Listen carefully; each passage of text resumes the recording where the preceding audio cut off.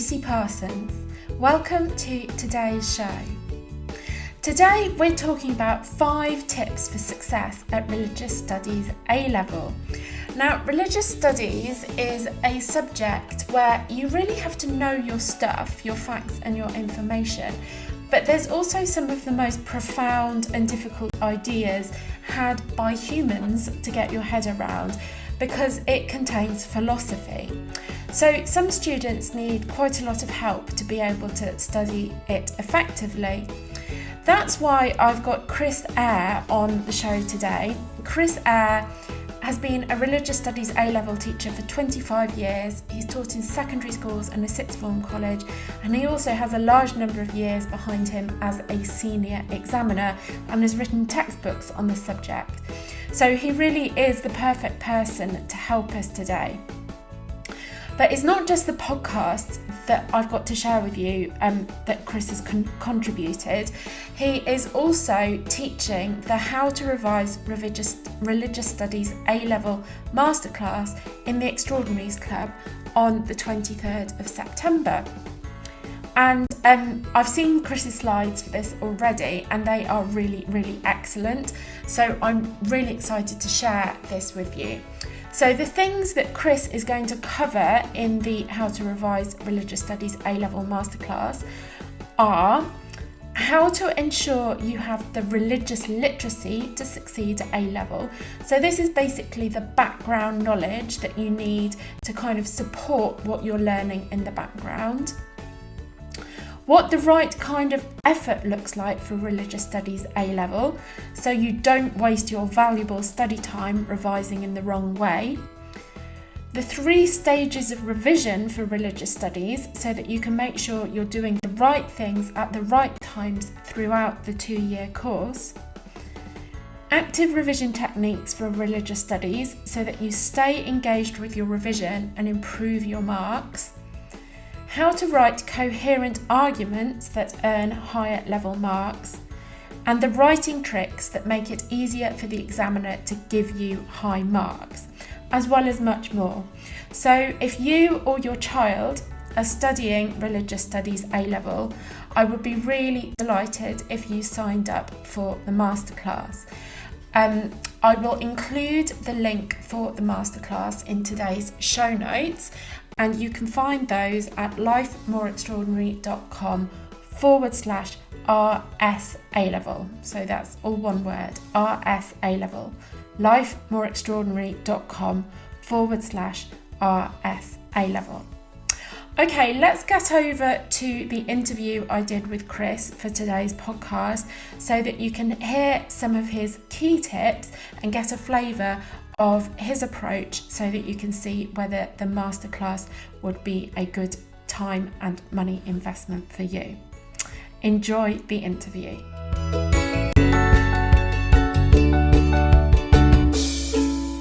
Welcome, Chris Eyre, to the School Success Formula. Hello. Hello. Hi, Chris. Welcome. Can you first of all introduce yourself and tell us a little bit about your experience in RE, or RS, I should call it? Yeah, so it tends to be RS at A-Level. It kind of flips from RE to RS. Yeah, my name's Chris Eyre. I'm been a teacher of religious studies for about 25 years now, mainly GCSE and A-Level, secondary, sixth form college. In addition to that, for around 15 years, I've been a senior examiner with a leading exam board, so marking papers, supervising other examiners, setting grade boundaries and that kind of things. And also I am co-author of a number of revision guides and textbooks relative to the subject. So what Chris is trying to say to us is he's the man to tell us about RS A-Level. Oh, goodness, right, that's pressure. Well, let's see. So I think people perceive certain A-levels to be harder than others, like ones that spring to mind are chemistry, maths and history. Is RS easier than all those other A-levels? Is it the easy option? It's certainly not an easy option. No, we do, I think, get this sometimes from, dare I say it, our friends in kind of the STEM areas of schools and colleges, where there's the perception that some subjects, probably their subjects, are harder than others. I think it is harder than people who have not studied the subject realize, and I think it's also possibly harder than some students initially realize. And we're uh, this is, at the time of recording, we're at the start of an academic year, particularly for those of you who are setting out in year 12. You might think, well, RS doesn't strike me as being as difficult as perhaps, say, history or English literature. But it is a challenging subject. The ideas that we're looking at are some of the hardest things that human beings have thought about during the course of their existence. It's an essay based subject. There's tons of content, and I think probably one of the first bits of advice, and something I'll certainly repeat in the masterclass later, it is just beware thinking that this might be slightly easier than your other subjects, because that can come back to bite you very easily. It needs the effort, and it needs the respect that you would put into your other subjects, whatever they may be. Yeah, because philosophy is one of the parts of RS A level, isn't it? And like when Yes. you say that's some of the most difficult stuff that human beings have grappled with, I haven't studied a lot of philosophy, but the bits that I have, it's hard. It's really difficult to wrap your head around some of these things. So you do have to have that respect for the content, but you do have to work hard as well, don't you? Absolutely, yeah. I mean, the standard rule, I think, to get anywhere at A level is that you're putting in at least as much time outside of the class as you are inside of the class, and you're trying to do the things that, not just what your teacher's asking you to do, but you're trying to analyze your own gaps, take control a little more of your own learning, and making sure that, are there topics that you're weaker on, that you're stronger on, and keeping that kind of regular review of topics. We've actually, as a college, we're trying to pull away slightly from the word revision, because that actually implies that's something I'm going to leave to the end of the course. I'm going to study the course, and then I'm going to revise it, maybe starting in Easter of the second year, and that's really problematic, because if that's the approach, then potentially you're not revising at that point. You're actually having to reteach yourself everything. Yes. Because it's just gone. So that sort of regular review of topics is key to that. Even when homework isn't set, always being asking yourselves, what can I be doing to plug some of the gaps that I might have.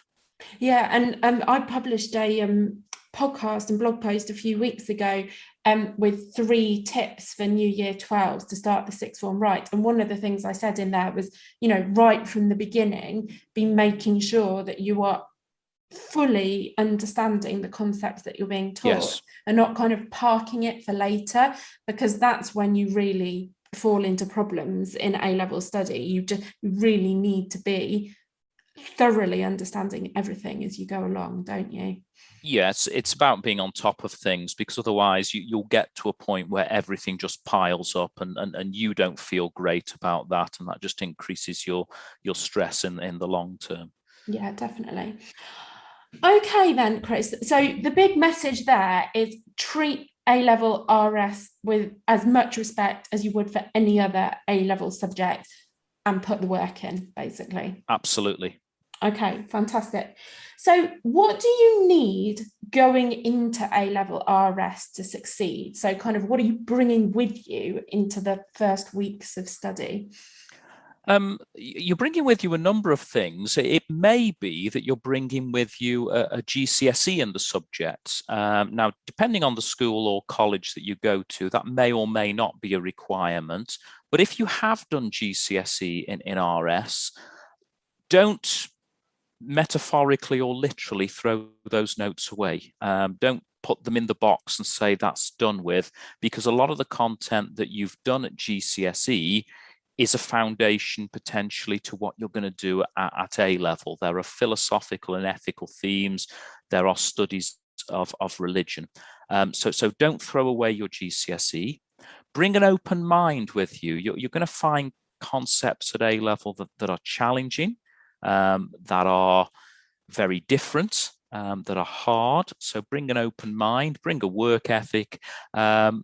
But also probably the one thing that is slightly different at A level to GCSE is, whereas at GCSE you will study two faiths, at A level you're doing a detailed study of one religious faith.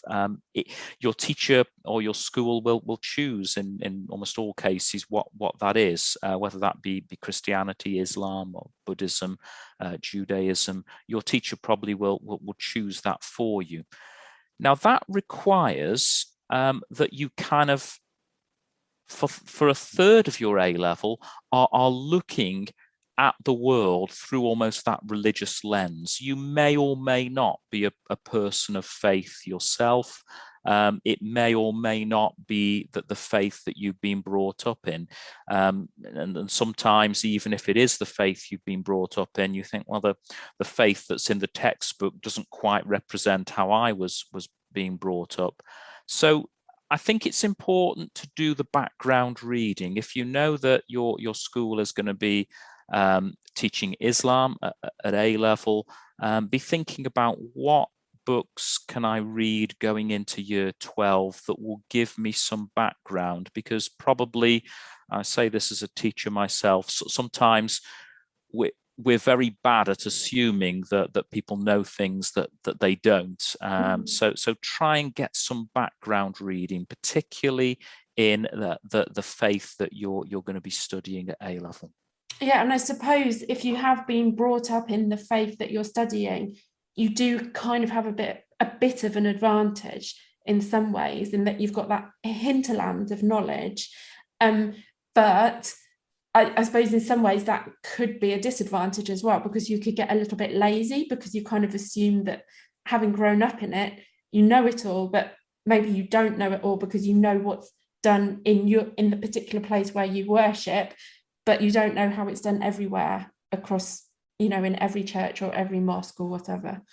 Yeah, I think you've put that really well. I think that there's definitely the pro and the con there, isn't there? That you are, for example, in Christianity, when someone mentions the parable of the Good Samaritan or mentions an event from the life of Jesus, if you've been brought up in that context or you've studied at GCSE, you've got that as a background, you've got that as a kind of a peg to put the other pieces of knowledge on.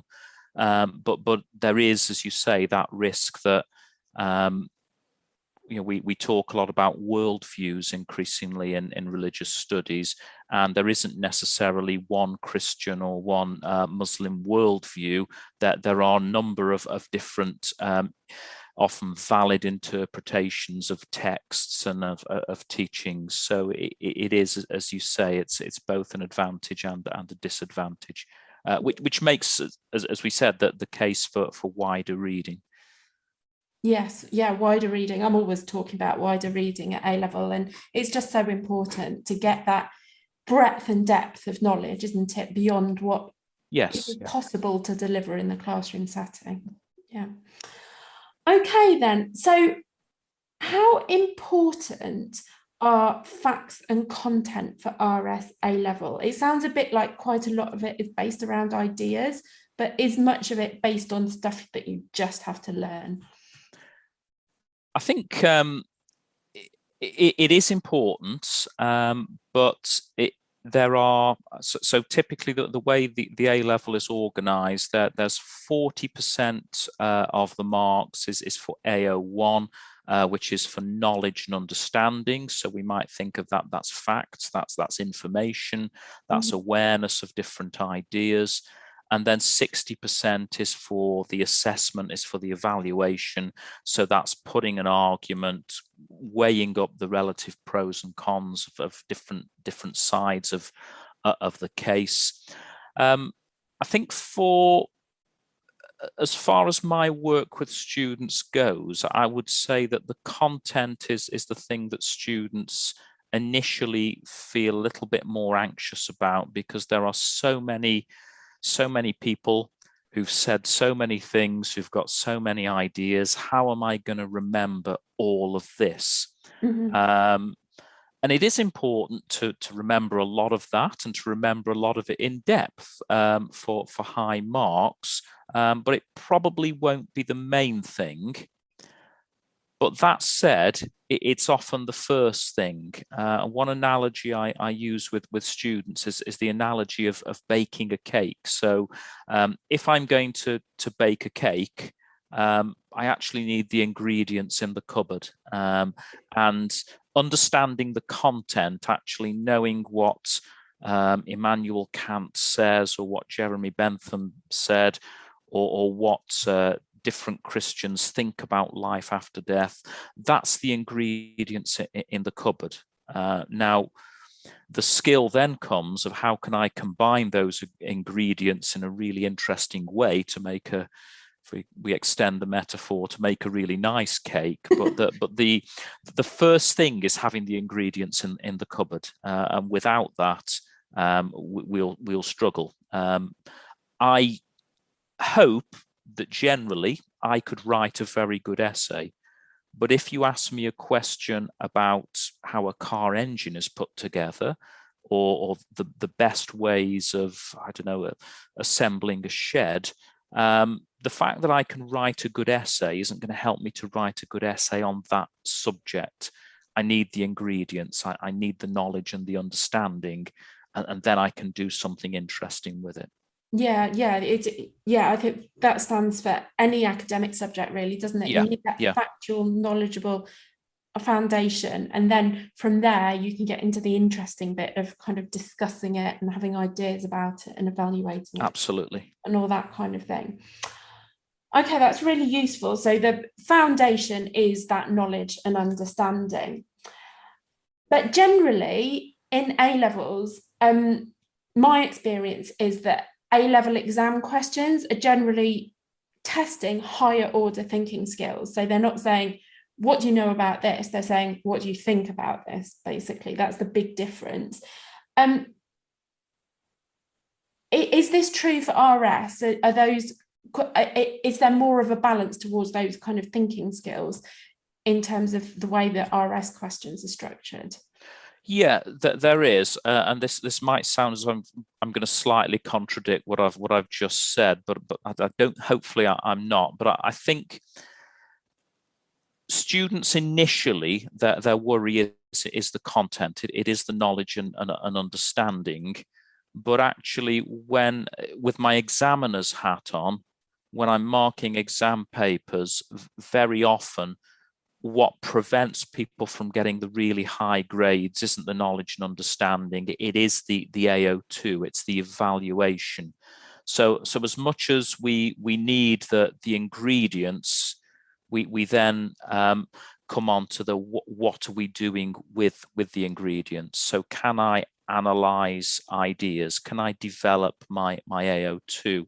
And this is something that in the masterclass I want to spend quite a bit of time on, because I think this is really important. That it's the difference between putting an argument forward, which is essentially saying so-and-so says this is why he believed in God, this is his argument, but then taking it to the next level and, well, is that argument actually right? Does the argument work? What are the flaws in it? What are the pros and cons? And really kind of pulling it apart and analysing it. Now, the knowledge and understanding is woven into that. So it's kind of like the knowledge and understanding and the evaluation are weaving together at this point. it's like the cake, all the ingredients are now mixed together. So a paragraph might start with an evaluative claim that says that this argument doesn't work because, then some knowledge is coming to back that up. And then obviously returning to evaluation towards the end of the paragraph. But we'll unpack that in more detail at the masterclass. Yeah, so that's really interesting, because I think a lot of people, when they get to longer questions with much higher marks, many more marks available at A level, find that quite intimidating compared to the shorter answers that you give in GCSE papers. Is there a kind of standard way or a formula to answer those questions in RS A level? You know, how do you help people do well with that? I think it's interesting. One of the things I'm often asked as a senior examiner is kind of, well, what's the technique? What is the structure? And I think that the question, what is the structure, is perhaps mistaken. I don't think there is necessarily one absolutely right structure for religious studies answers. That I think there is good technique and there is bad technique, but as examiners, we're quite okay with seeing slightly different structures. So, but essentially, I think good technique is probably about helping your examiner. So if you what I encourage my students to do is almost to picture their examiner. They've had a long day at work. They're marking your script about 11 o'clock at night. They've perhaps had a row with their partner. Their tea's been burnt, or they've fallen over the cat or something. You're going to need to help them to see your essay and understand what level it's at quite quickly, and that can be done by being clear in your introduction. What's this essay going to do? Having paragraphs that are clear, so each paragraph, the examiner, when they begin to read the paragraph, is able to understand what that paragraph is there for, and having a conclusion that just wraps the whole thing together. So we'll talk a little bit more on the masterclass about signposting and giving clear links and signposts in your essay that will just help your examiner. Examining is really easy if you've got a really good essay in front of you, or you've got a really bad essay in front of you. Where it becomes trickier is the stuff in the middle. And then if an examiner is having to read things 2 or 3 times to try and figure out what's going on, one of the things we sometimes say is it seems that the more you read something, the worse it seems. Yes. So if you've got something the examiner can grasp quite easily by showing your structure, then I think that's really important. Yeah, this is something I talk about quite a lot generally with the members of the Extraordinaries Club. Like, your essay is like you're taking an examiner on a journey through your argument, and you know, to feel safe and secure on your journey, you need to be signposted so that you know where it's all going at all points in time. And so if you can be very clear to the examiner about, you know, what each paragraph is for and all that kind of thing, that's going to make it so much easier for the examiner to go, yeah, high mark kind of thing, rather than, oh dear, I'm not sure about this one. And absolutely. And there's you know, there's a bit more there, isn't there? And you might go into this in the masterclass, but just knowing what those ingredients of a good paragraph look like and how to recognize them and how to make sure you're kind of putting them in there and that kind of thing. And yeah, that's similar across all kind of subjects at this level, really, isn't it? Yeah, we can actually, with the PowerPoint or the masterclass, we can actually get a couple of examples up, and we can look at like why is this not working and why is this one working, and actually compare them. Fantastic. In a way, if you can write a paragraph, you can write an essay, because an essay is just a collection of paragraphs. So if you can do it once, you ought to be able to repeat it. Yeah, but that might be easier said than done. Yeah, I call it learning to think like an examiner. And every student needs to be able to do it. They need to be able to read their own work through an examiner's eyes so that they can understand how the examiner's brain is working when they're reading it. And then they know if they're putting the right stuff in there for the examiner to be able to give them the marks, don't they? Absolutely, yeah. Yeah, definitely. Okay, well, Chris, this has been fantastic. It's been really insightful for me about RS A-level because it's not something that I have very much experience of. And I'm really, really looking forward to the masterclass on the 23rd of September. Thank you for sharing this with us today. Thank you very much. Looking forward to it. Thank you. Me too. Take care. Thanks. Bye. I really hope you enjoyed the interview with Chris and you found it really helpful. There were some real nuggets to share in there, not just for people studying RS, but for people studying any essay-based A-level subject. So as I said at the beginning, Chris is teaching the How to Revise Religious Studies A-level masterclass for members of the Extraordinaries Club on the 23rd of September at 7 p.m. in the evening. It will take about an hour, but it's going to be really amazing and it's going to be a shortcut for many students to understanding what it really takes to achieve in religious studies. So if you'd like to sign up for that, come and click on the link in today's show notes, which you'll find at lifemoreextraordinary.com/RS A-level, and you can find all the details and sign up on that page.